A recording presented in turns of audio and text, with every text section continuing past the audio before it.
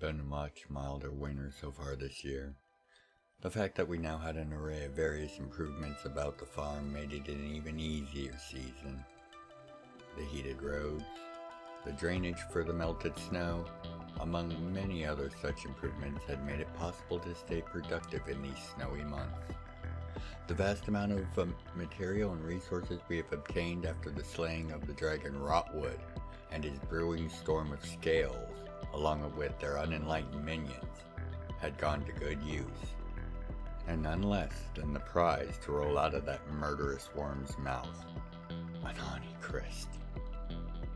Much to the brothers and I even think McKeel shock, I chose not to sell it, but to allow the Celestians to use it, along with the wreckage of the transport and the vast amounts of smaller crisps we had obtained, to construct and install a large number of various improvements to our lands.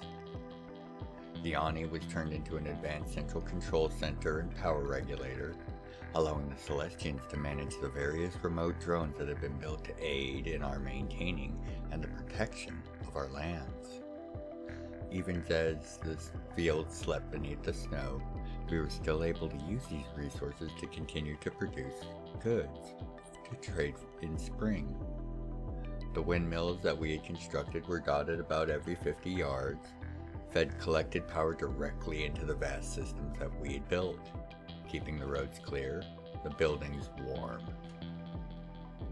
Even so, there was far more time for training and learning how to use the new personal equipment we had now been able to construct, such as the devices Augment was teaching me to use, a set of fueled, controllable, explosive delivery rods.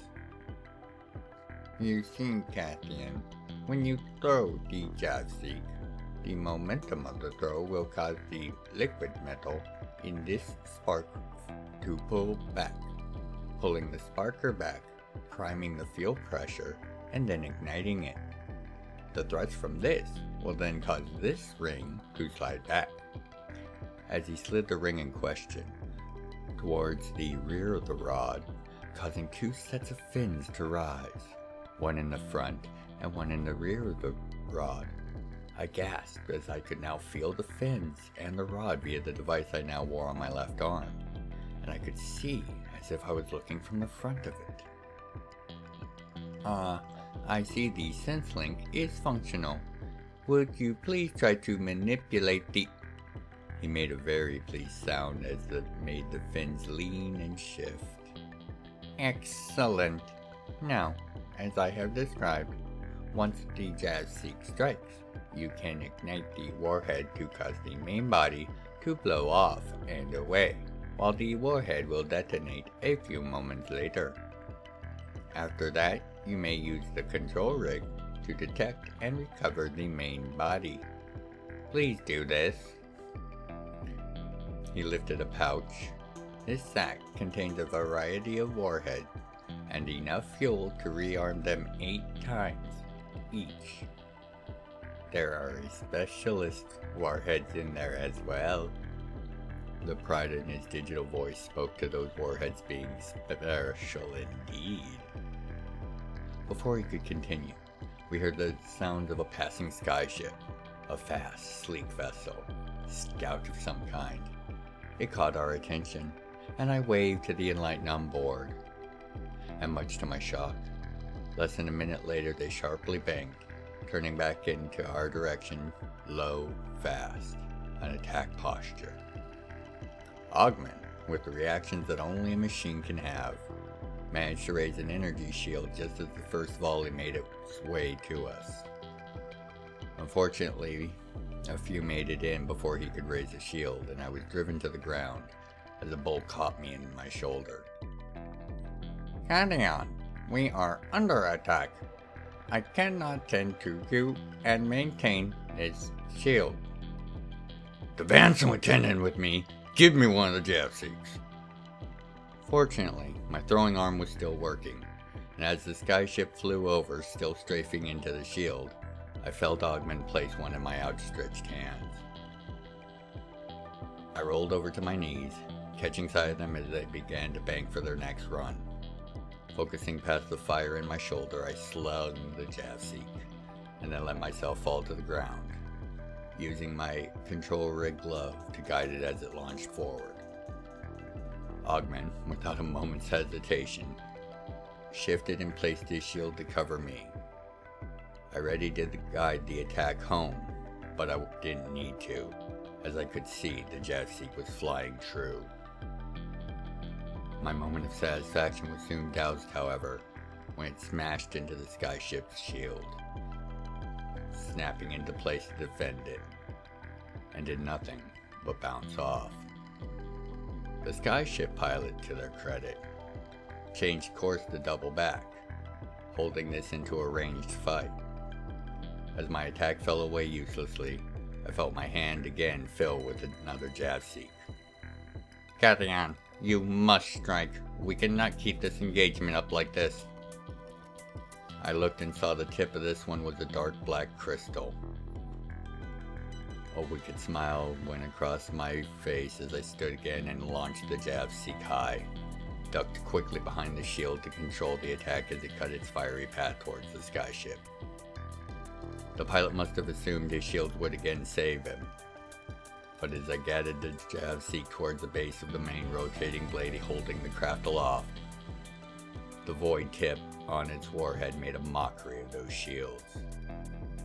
Setting it off as Ogman had described, the resultant detonation set up something within it, and the middle of the skyship just disappeared in a loud flash, and the rest fell to the ground in a thundering crash.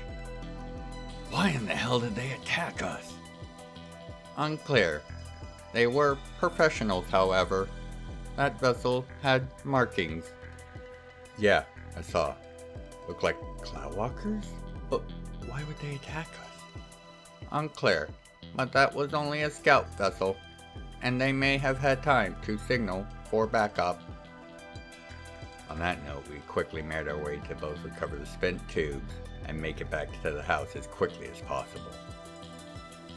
As we neared the outer gate and wall, Ogman told me that we had a guest. Chanlis was stalling for time, allowing us to come up from behind on this suspiciously timed visitor. Standing on the porch comfortably, arrayed in a fine suit of dragon scale armor, was a heavily built Man'ari warrior. The brothers came from around the back of the house and placed him in a crossfire between the three of us. We slowed for a stop to about 30 feet behind him. Looking him over, I addressed him, barely holding the annoyance from my voice. I just had to rip a scout ship from the skies, I began. A slight shift in his stance as he took my words in. I would very much like to know what business you have with us, and why now of all times, if you'll forgive the suspicion. He looked around slowly, and then turned to face me. A wide, wry smile was spreading across his face. Most impressive, but that's only one of 3 scout ships your foe has brought to this battle. The tone he used impressed upon me this was more than it appeared. One of 3. Who are you, sir, and how do you come to bring us this information? Protect a mutual acquaintance, who would face censure most severe if he were to be caught being involved in this. I apologize, but I cannot answer your query fully. However, I can tell you the reason those ships and the 3 carriers they are supporting are on their way here now. He waited, and I nodded for him to continue. Our mutual acquaintance caught wind of this and let it slip during a night of camaraderie. I am here to do what he cannot. And if you just took out one of the scouts, the main thrust cannot be more than a day away. More likely, they'll be here in less than 12 hours.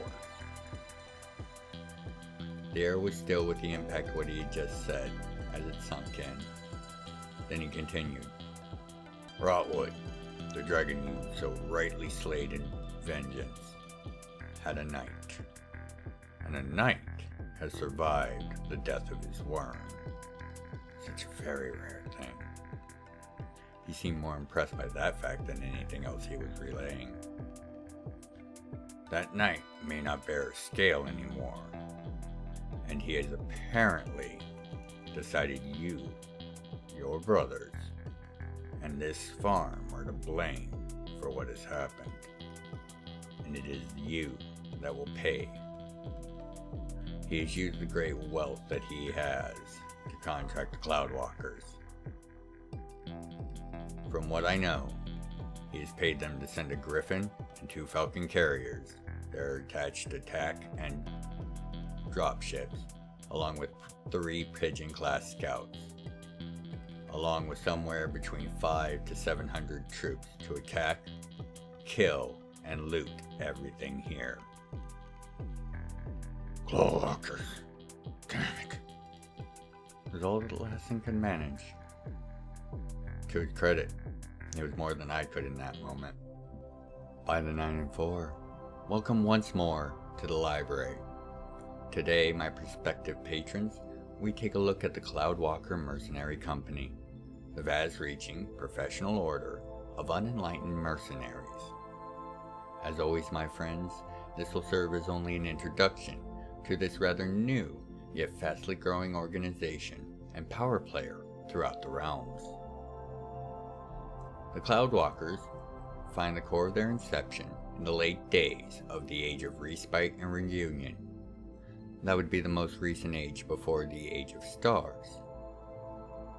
Within the newly founded nation of Zerobrinth, a vast number of enlightened individuals, the enlightened again being those tribes from what were considered the beast races or savage races, such as goblins, scale-blessed, orcs, rodkin, and the like.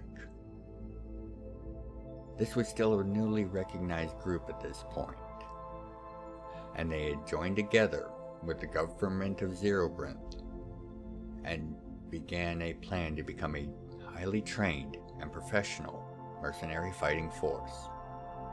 At first, and still to this day, it was to provide the nation of Zerobrinth with safety and military protection. But this soon expanded as their success and capabilities became known to the wider realms. Also, to the surprise of many, they were being trained to a standard of education, discipline, and tactical acumen, the standard of Tranus level education.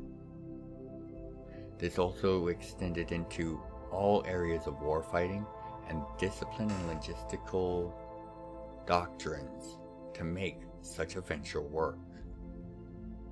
This training actually came from Tranus itself, whose leaders recognized early the potential in this new forming military group, and wanted to guarantee that once they had grown a bit larger, all the necessary training in multi-field logistics, command, and tactics would be done via Tranus.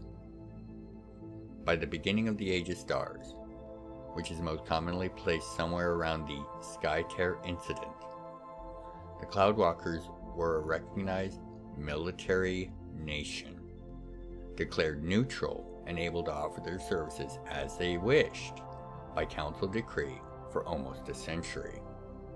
They had also been granted by treaty and degree one of the 6 port peninsulas of the Isle of Mist, as though it was part of the treaty signed between the Necrotai and the Dragois to end their escalating conflict before a true war broke out.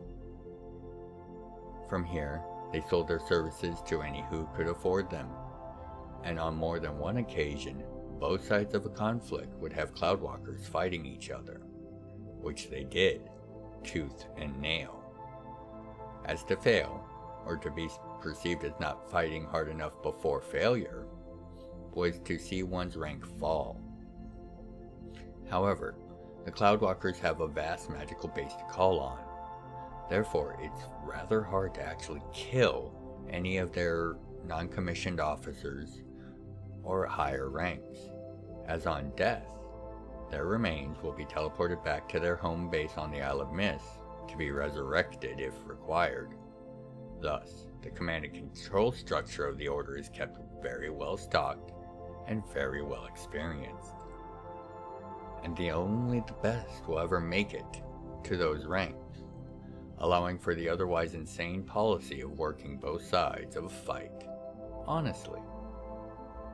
It should be noted, however, such fights are very rare, as if both sides are going to the Cloudwalkers for troop support, the Cloudwalkers tend to be able to lead those parties down a path of mediation, under the guise of negotiations for the services about to be rendered. This bit of political trickery has raised an eyebrow or two over the years, but as the only ones to suffer if it doesn't work out are the Cloudwalkers themselves, no one is thought to speak up in objection. For the most part, they take contracts to cover tasks that are too manpower intensive or otherwise not a good fit for hunters, such as taking out an entrenched pirate force or the like. Despots within the wildlands have been known to hire them to maintain the security of their borders, as that is the only service that they can manage to get the Cloudwalkers to agree to in most cases. The Cloudwalkers are utterly unwilling to take any part in direct slaving activity or piratical actions, even if they will maintain the territory of those that might. That is, until an individual or group receives the attention of the Council, their agents, or another sovereignty, as the issuance of a bounty for a group is a universally recognized condition for negation of a contract.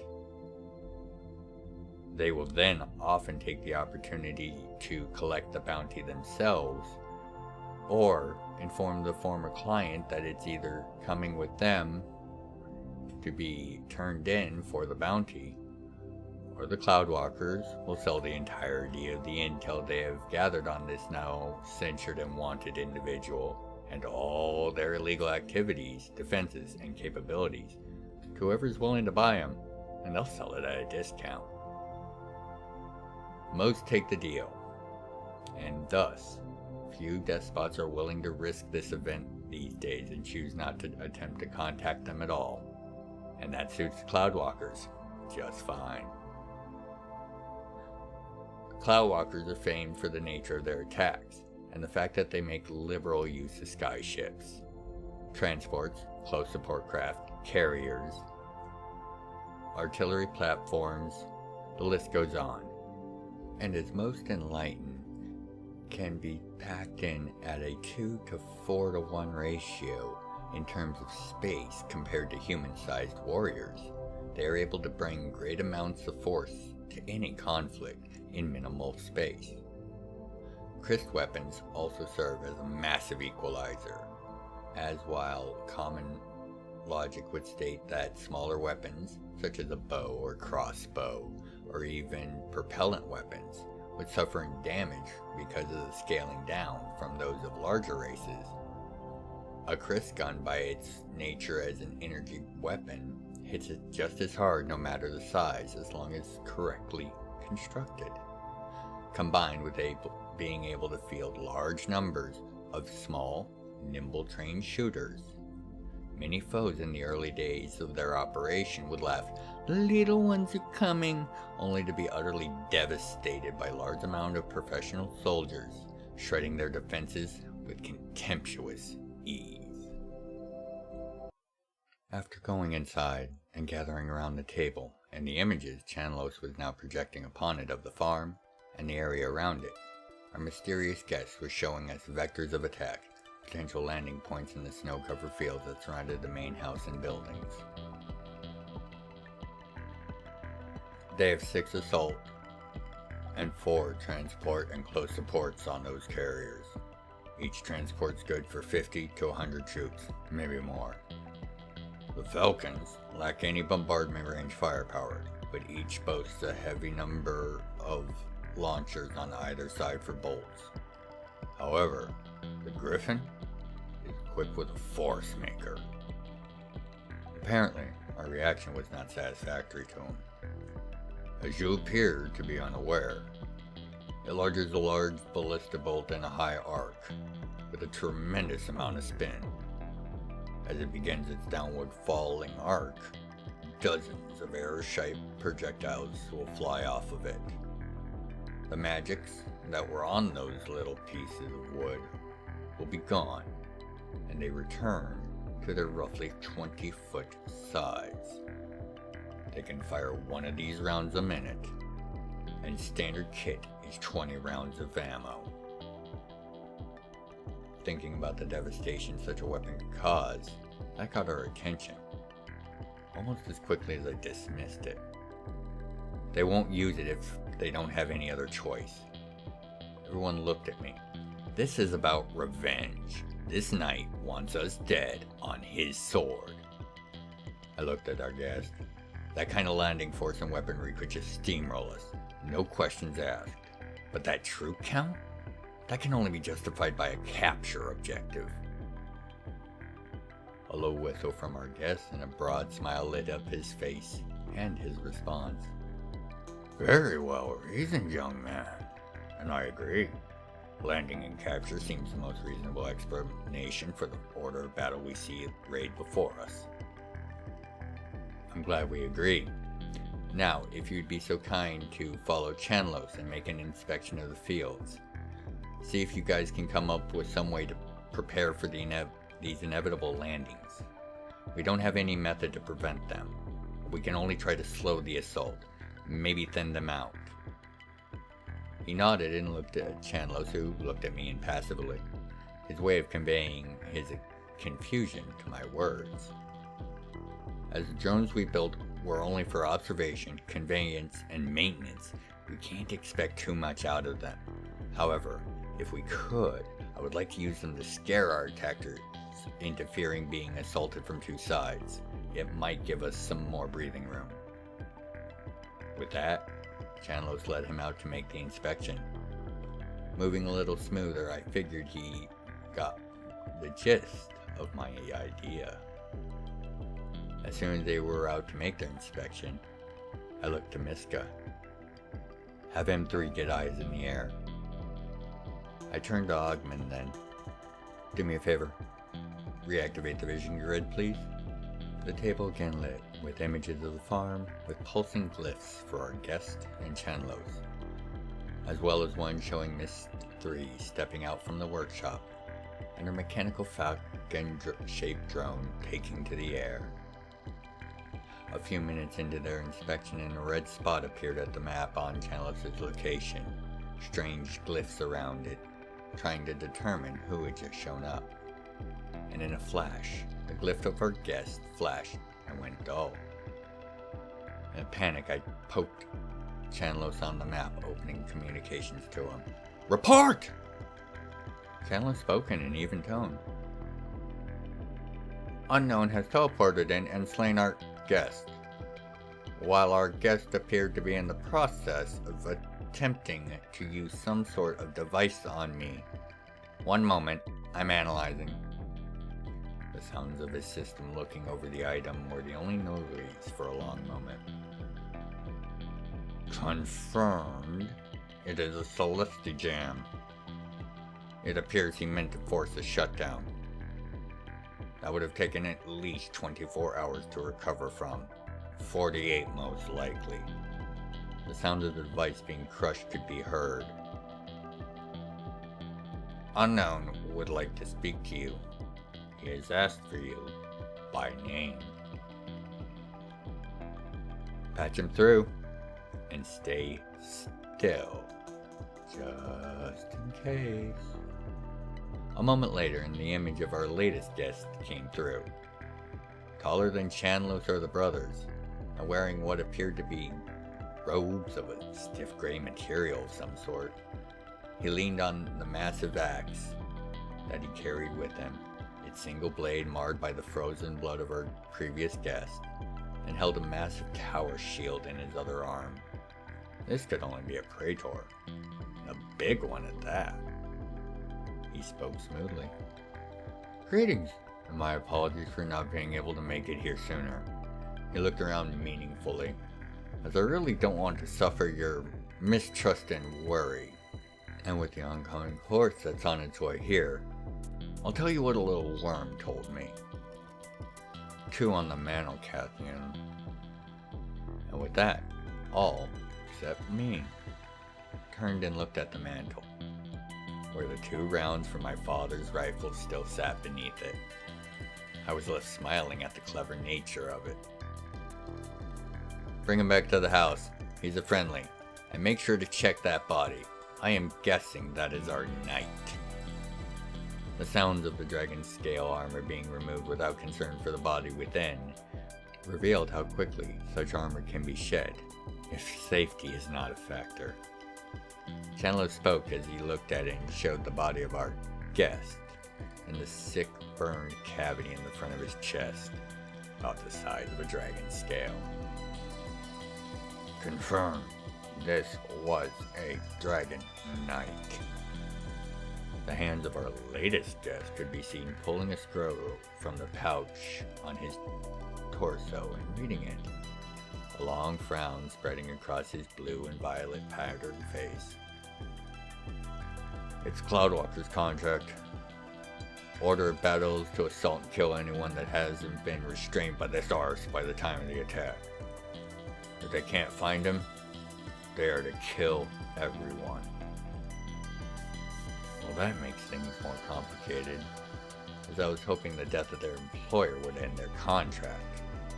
This one had thought ahead to the notion that he might fall, as had his worm. And there was a sliver of hope. Get back here. We need to make ready. I have no intention of letting them make good on that contract. But I have an idea. Be sure to bring his body in gear. General battle tactics. Cloudwalkers are rightly famed for their use of their various skyships.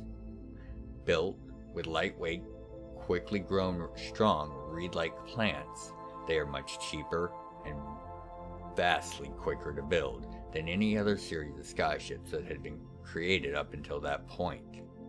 This allowed them to be used in a manner that would have been considered wasteful in all other times previous, such as close support and troop deployment in dangerous combat zones and direct dogfighting. Using these vessels, their standard tactics are to overwhelm a target with strafes of withering fire, using this cover to deploy squads of 15 to 30 warriors each, ready to execute detailed battle plans. Each transport can easily deploy 4 to 6 such squads, and then provide supporting fire to the teams as they move forward swiftly. From scout vehicles to mighty carriers that serve as the marshalling and preparation points for the troops that will be deployed via the transport's extra-dimensional holds and deployment systems, the armada of the Cloudwalkers can always field a reasonable solution to nearly any combat scenario or objective. The only limiting factor to this, of course, is how much a client is willing to pay.